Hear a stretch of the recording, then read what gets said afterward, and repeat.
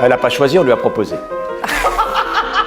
C'est faux, c'est moi qui ai eu l'idée. Peut-être que je me suis lancée dans cette aventure parce qu'avec Axel Kahn, on a un dialogue exigeant depuis qu'il est président d'université. On n'est pas d'accord très souvent, on est d'accord parfois, et en même temps c'est un des acteurs majeurs de la réforme, parce que c'est lui qui porte une des grandes universités de ce pays. Il m'a semblé important de confronter, d'entrecroiser les manières que nous avions, elle et moi, d'expliquer ce que cela signifiait aimer l'université, aimer l'enseignement supérieur, aimer la formation des jeunes, aimer la science.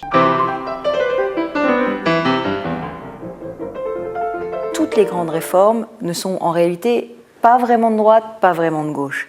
Et c'est intéressant d'avoir un point de vue d'un homme de gauche et d'une femme de droite sur la réforme de l'autonomie des universités, pour voir à la fois dans le concret, dans le détail, en pratique, ce qui nous sépare, et en même temps pourquoi cette réforme de l'autonomie et cette réforme de la recherche, avec le plan d'investissement d'avenir, sont des réformes qui vont changer le visage de la France.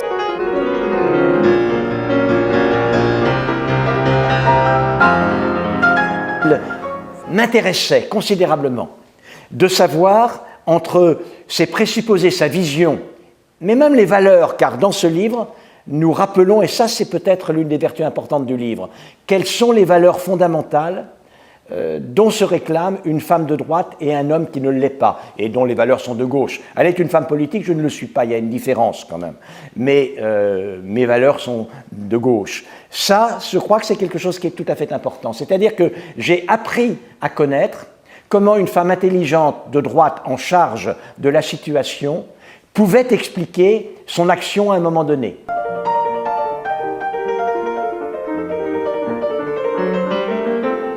Ce que ce livre m'a apporté, d'abord je pense que j'ai convaincu Axel Kahn qu'entre les libéraux et les gaullistes sociaux à droite, il y avait quand même une large variété de pensée. Il y a une différence aussi de génération entre nous, il y a une différence de point de vue.